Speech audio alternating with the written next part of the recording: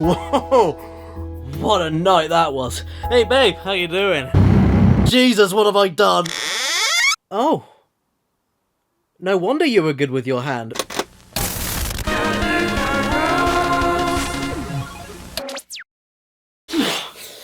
Sorry you had to see me like that, everyone. I had a bit of a rough night last night. You see, after Bandicoot month ended, knowing I couldn't talk about my true love for another year, I went on a bit of a depression session. So I went on Tinder, swiping away left after left, feeling like an employer going through CVs for a company inside my trousers, but then stopped and swiped right, because I thought I found the next video game character I wanted to play with. Problem was, I was very drunk and I couldn't see the G in front of their name. Wasn't I surprised? But hey, the mistake has been made, it's in the past, I've learned from it. And even though Glover may not be my lover, I can't deny this little bugger's pretty cute. Glover came into existence in 1998 for the Nintendo 64 and then exactly 1 year later for the PlayStation. It got mildly positive reception on the N64, but when it came to the PS1, and yeah, the N64 version certainly looks a lot cleaner and carries more charm automatically because of it, but the PS1 version has horrible ugly FMV in it that instantly makes it better. I don't think the slightly more pixely jagged visuals are any reason to discredit the PS1 version. 3D games could still look fantastic on the system, and there's a certain look to a PS1 game that no other system has replicated. It didn't need double the bits. In fact, nobody needs double the bits. You won't fit them in your pants. It also had a planned sequel for the following year that was 85% complete, but never saw the light of day. So combine that with the negative PS1 reviews, and I'm excited! But what on earth is this game all about, and does one pronounce it as Glover or Glover? I can't do Grover. Well, let's take a look at the back of the box and see what's going on. Embark on a magical journey with Glover as he tries to save the wizard's kingdom and return the 7 missing crystals. Meth, I knew it. Help Glover solve puzzles, cast magical spells, and defeat enemies including lionfish and giant wasp.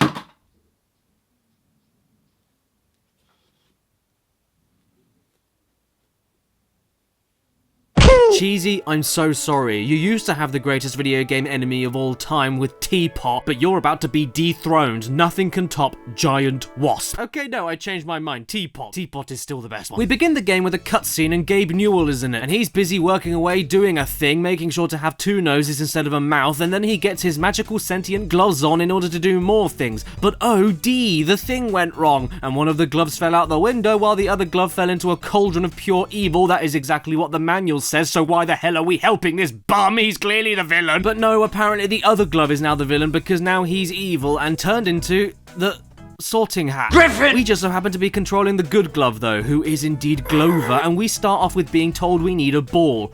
And I know just where to look. As stated in the blurb on the back of the box, the object of the game is to go into multiple levels in different themed worlds and transport a magical crystal back to the statue of Gabe Newell in the center of the castle that sounds like an MRI machine. And I don't know what's worse, the noise it makes, or the fact he decided to mix live electrical currents into a water feature. You know what, Glover? First of all, he's brewing in a cauldron of pure evil, and now he's putting toasters in your bath water. Let the man die, the world would be better off without him. You control Glover himself, who is a 4-fingered glove with a smiley face walking around on 2 middle fingers and behaves in a way that a normal hand within a glove would do whenever you hold a ball. It's an adorable concept, animated really well, and I mean, just look at him. I could eat him.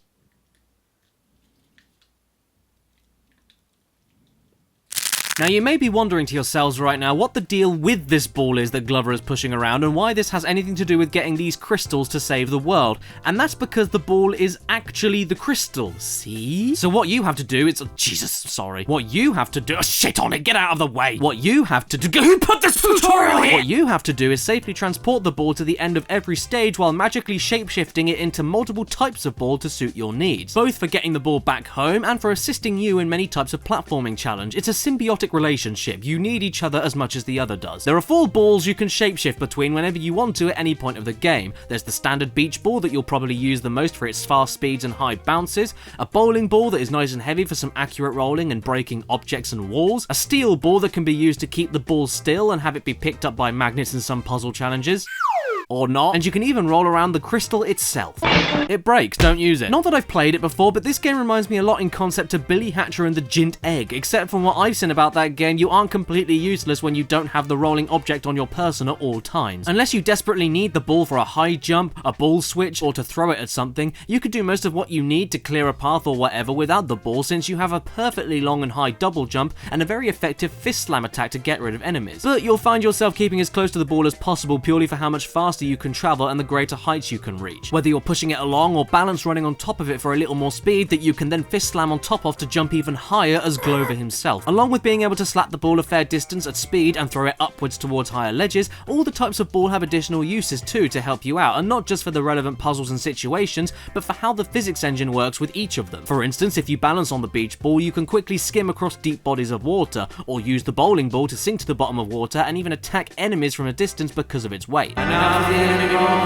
We have a pirate granny, Doritos with teeth, a samurai orange, Donald Duck dressed as a bee, Elton John's testicles, things my cat likes to cough up, a stegosaurus with a handbag. I wish I had the imagination to make that one up, but no, it's just in the game. The main move you'll be getting used to and enjoying throughout the game though is the bounce while you're holding the ball, thinking of it like a jump button but while the ball is in your possession. And it's the most effective way of quickly getting decent height and moving the ball along the stage with you in order to reach the ending, since the stage cannot end without you and the ball together. It reminds me a lot of that bit in Sly Cooper 3, except you aren't a pink hippo rolling around destroying Venice. The thing is though, it's satisfying to get the timing right and everything, and when you clear a platforming task by consecutive bounces, it does feel good, but it's not perfect since the bouncing of the ball itself isn't based around your timing of pressing the bounce button whatsoever. It's more like you press the bounce button every time you want the ball to bounce, and the game makes that bounce happen on the next cycle of when the ball hits your hand. It's not when you press the button. On one hand, it means you can't mess up the timing since it's always the same, but on the other hand, it means there isn't really any timing at all, and it takes a while to get used to. Especially in the ending stages with the bottomless pits everywhere and the lava in the volcano stage. My god! Since you can't let the ball get destroyed or else you lose a life, these segments can give you only one chance to learn this control mishap, and it often feels totally unfair. Especially when the game doesn't bother explaining why sometimes one press of the button results in 2 consecutive bounces really quickly after each other, causing you to throw the damn thing straight into the lava. Okay, so this is really hard to explain, but when I say time it on the button presses, I mean it would be cool if every time you press the button you made the hand go like that, which then made the ball bounce. But this game doesn't work like that. You see, as you go along, you press the button to get it upright and bouncing, but how many times that Glover actually bounces it seems to be kind of random, so... See, I didn't do that. That wasn't me. Sometimes you'll do it once. See, that's not me doing it. And I think he's trying to get the ball to the highest height, like you're just telling, by hitting X, that you're just telling the game to start bouncing the ball, and that's just his default first bounce after that. I don't know. But it's a load of shit. For the stages themselves though, yeah, they're alright, not really much to say since they don't really do anything to stand out from other 3D platformers of the time, but at least the gimmick of you using the physics of the terrain to get the ball to the end along with using the board to get yourself to the end keeps them interesting enough. There's other useful mechanics too, like being able to point towards the ball if you can't find it, and if you find a platforming task with the ball a bit too tricky, well, unlike those moments where it's possible to pop the ball, shatter the crystal, or burn it in lava which causes a loss of a life, if you throw the ball out of bounds to the point of it flying off the map but not being damaged by anything physical within the level, it'll rematerialize into your glove a few seconds later with no life lost. So yeah, exploit this, throw the ball away, do the tricky bit, and wait for it to come back. Yeah, I can be crafty too, you bastard! Be forewarned though, the ball has to leave the map and go completely out of bounds to rematerialize, because if it doesn't, there's a chance it'll fall right back down to the beginning of the level still in the game world and undamaged, meaning that you'll be stuck where you are, unable to progress unless you run all the way back to find the ball or deliberately kill yourself to respawn you and the ball back at the most recent checkpoint, making you realise this is probably why Glover 2 never happened. The bonus stages you get for finishing all the world's levels are easily the most fun and challenging though, for how they're designed entirely around you just getting the ball around from point A to point B. And the other bonuses are alright, even though they have bugger all to do with ball rolling. The main levels as well, even though with a linear start and end, can be open-ended and explorable with things in opposite ends of the map needing to be done to unlock more of it. The closest thing I can compare it to is Croc, another dead platforming mascot. We should set them up on a blind date. But I found there were a lot more ways to exploit some of the power-ups and get around some of the bigger pain-in-the-arse sections of levels because of the more open approach to the level design and how some of the obstacles are completely avoidable with a bit of clever platforming, saving you a lot of time, hassle, and really cool for speedrunning. You know, if you want to speedrun a game about a glove at any point. Yeah, by doing this I may have missed out on all the collectibles, but am I about to sit here and finish Glover on PS1 100%? No! Now the Circus World, let me tell you, for the second world of the game, it can go really overboard. And the second level of the Circus World is the video game equivalent of malaria. The camera cannot for the life of itself show you anything around the cramped spaces and stays on top of Glover so much that you can never see where and when to jump or bounce the ball without clipping underneath the platform you were trying to get onto. And there are a load of one-off sequences right here, like when instead of following the arrows, the logical thing to do, you instead have to jump into this water in the middle of the bottomless pit that looks like a trap. Something like this never happens again, by the way. And there's this bit here where you can't slap the ball against this target here, which is what the game explicitly tells you those switches are for at the start, and instead the game just wants you to put the ball in the cart where the sign is. By the way, these stages are also filled with bottomless pits that take you so long to fall down you'll be able to finish off Glover's tax returns. This drop here was so long, in fact, that Glover even decided to chat to me during his death. All the while you're stuck listening to bloody clown music, which I'm sure you're aware is not recommended for stressful and serious situations. I mean, did you ever see that movie about those clowns getting a divorce after their clown child was killed by a falling piano? It shouldn't have been funny, but it was funny. To top it off, you're then stuck with the boss of this area, which happens to be a clown with the face of an anteater. I've never been scared of clowns before, but now I understand. I suppose it's a good thing then that the collectible cards in the game increase in point value the more you collect in a combo string without waiting too long, which makes your points go up faster, which makes your life counter go up faster, so at least there isn't anything to worry about on that end. Plus, you can even choose to walk back to any checkpoints throughout the stage in case you fall to the bottom of a vertical stage or lose your ball without it falling off the stage entirely. That's really useful. The key to this game is patience, really, and trying out a few other techniques other than basic rolling and bouncing to get you through some of the harder moments. And yes, it takes more time doing some of these things, but I think that's kind of the point of the game. To be creative and careful more than fast and careless. It's not about flow, it's about trying to figure out what's going on. It's more effective in some areas to slap the ball across pits than bounce along with it, or leave the ball somewhere safe and head off on your own to clear out enemies and obstacles before returning to go and get it. The situation is not always as straightforward as you think it is, and you need to stop and assess what you're doing a lot of the time. Well done, you done a good job, kid. Alright, he makes noises, this is not okay. Speaking of the bosses like the anteater clown as well, check out this Frankenstein's monster. This guy is the absolute pit. All you have to do is fist slam on one panel to make the opposite panel rise up while the other falls down, then use the new path you create to get the ball towards a ball-only switch to end the boss. And this is much harder than it sounds, because the amount of times I got myself totally stuck and unable to slam down any more platforms no matter what order I tried out was painful. And even when I figured out the perfect order to do it without getting stuck, it still took way too long. Didn't leave me in any danger, didn't let me engage with the boss, and it was simply boring. But the worst stage in the game, and easily one of the worst stages I've ever played on a platformer on the PS1, worse than Bubsy 3D, worse than Rascal, is the second level of the final world. It doesn't sound too bad either. It's a long corridor-styled level with many branching paths leading off to different platforming challenges with ball-only switches that make obstacles move along the corridor. Then, once every obstacle along the corridor is moving, you have to hit another ball-only switch at the start of the corridor in order to activate a timed door to the other end of the corridor where the exit of the level is, meaning you having to roll the ball as fast as you can throughout the enemies, spikes, and all the live-ending obstacles in order to reach the exit at the other end before the door shuts. This stuff in concept is all fine, and when going after all the switches in preparation for the final run, it's alright. But when it comes to the run itself, it's totally ruined by one major thing. The PS1 draw distance. See this first obstacle here? If you so much as scrape your foot... wait, no, that's not right. Scrape your finger across this thing, you have run out of time to reach the end. It really is that strict. You have to do an absolute perfect run with minimal turns without stopping even for a millisecond to reach the end. And with this draw distance here, I can't see when I'm supposed to start moving forward onto the countdown switch to time when I'll be able to run perfectly through this first obstacle, meaning it's down to total luck whether or not I'll make it. And if I don't, then I just have to go back to the start, wait for the timer to run out, and give it another random try over and over and over and over again. And then, even if you do manage to get through the first obstacle by total luck, you may have another accident causing you to have to start over anyway. This part of the game is so infamous that even looking up walkthroughs online showed me that other people don't even bother with it and glitch through the final door. But I tried that and I couldn't do it, so I had to do it legit, and my god, even with an absolute pinpoint perfect run, I only just made it. This is one of the most unfair things I've ever seen in a platformer, and I can't believe they shipped the PS1 version without this being thought about. And by the end, while most of the game stages ended up lasting me maybe 4 minutes, if that, this stage left me on it for 21 minutes and 32 seconds.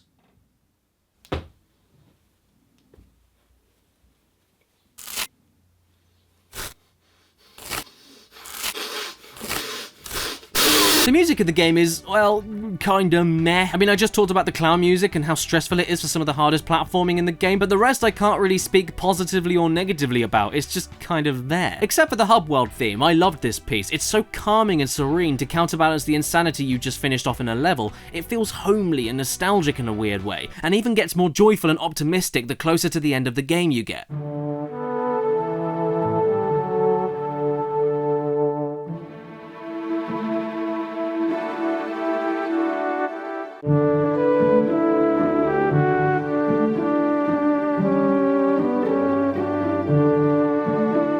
The only things this music doesn't gel well with are the fact you can run over ladybirds and have to sit here listening to a farting budgie on a garden swing. No, I wasn't making that up. Oh, one of the Pirate World level tracks I also really love because in one part it sounds like the composer sat on the keyboard.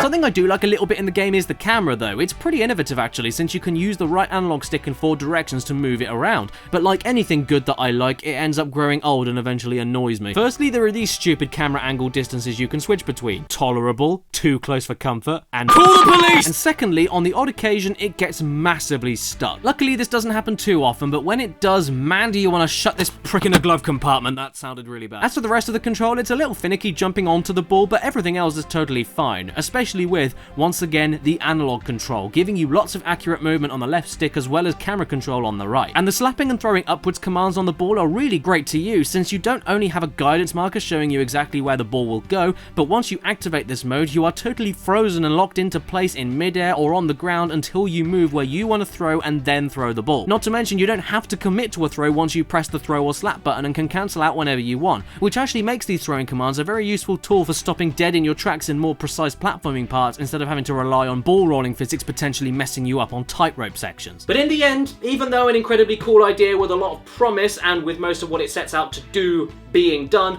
Glover, on PS1 especially, is just mediocre. However, I won't lie when I say that the potential for this character and all the unique abilities he has is pretty endless. And it's the simplistic charm of Glover that ends up making him a pretty memorable platforming mascot, particularly with the ball rolling mechanics and the design of the game, and in all of the little details gone into his character. Stuff like whenever you take damage, you get an extra bandage on one of your fingers indicating your hit points. When you haven't got a ball in your possession to let go of, that same button you usually press makes Glover wave towards wherever he's facing, as a hand. When the ball falls out of bounds and comes back to you, it gets punctured. The ball gradually picks up snow in the prehistoric levels and picks up more or less snow depending on the ball you use. When pushing large obstacles around a level, instead of Glover using his finger arms to push the thing as you'd expect him to, he actually pushes it as that hand again. It's adorable. It doesn't make sense, but it's cartoony as hell and what I'd expect him to do. And look at these idle animations. He's tapping his fingers here, but as a normal hand, not as himself. That's brilliant. And when you actually take a step back, you realize he's really doing...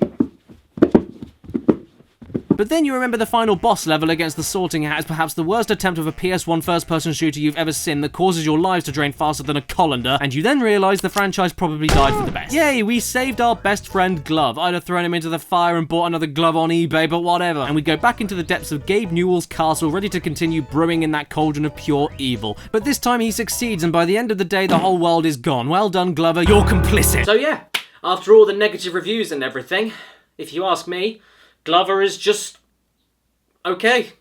It's not that bad.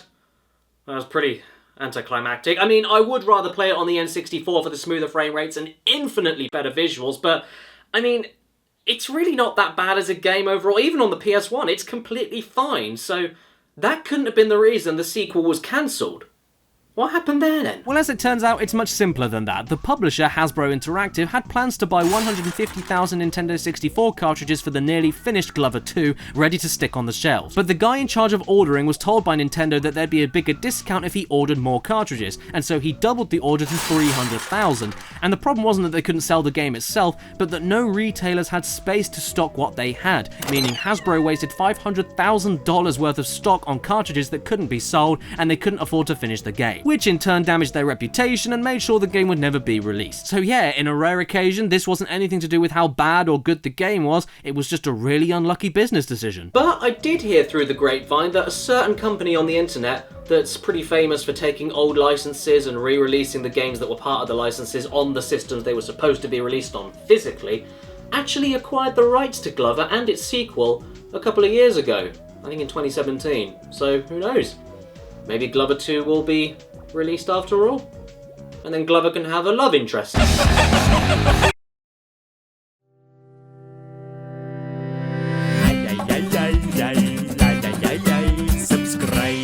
Hello there again, everybody. Thank you so much for watching this video until the very end. The outtakes will be on in just a second, so please stay tuned, because first, thank you again for watching this Glover video until the very end, especially about something as obscure as this game.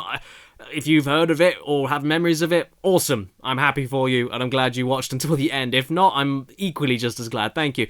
Also, special thank you to all the people on screen right now who have helped support me via Patreon. Wouldn't be able to do this show without you guys. Thank you so much. If you want to follow me on social media, because I'm active every single day, showing people what I'm working on, what videos are in production, whereabouts I am along in the production, all that stuff, Instagram and Twitter. All my day-to-day stuff is happening there, so follow me on those things, please. And before we get to the outtakes, special thank you to the top-tier Patreon supporters for this month. Basil, Cyberpunk Symphony, Crotchety Old Emu, Mitchell Reed, A.D. Thornton-Smith, Fart Rules, The Mirthful Misanthrope, Iwaja, Nightshade 96, but stylized with loads of different numbers and letters. Ooh, very, very fancy. Exopaz, Matthew Hubble, GTFO, Brikachu, I love that name, Matthew O'Donnell, Jacob Voiles, TARDIS Type 40, Slowpunk, Caleb Sanders, Zachary Bourne, Ray Slocum, Luke Jones, Joey Crew, The Game Shed, Daniel Leon, Joshua Roberts, sorry I can't say your name again dude, sorry I'll get demonetized, Chris NSF92, and Alex Van Kirk. Thank you so much, every single one of you amazing people. Sorry you had to see me like that, everyone. 85% complete before never being released ever again. It was never released in the first place. Before being shelved forever and never got released. So combine that with... I wish I had the wishing for a fish on a dish. I don't like this at all. Ah! And easily one of the worst stages I've ever played in a pat... Post me my letters, Pat!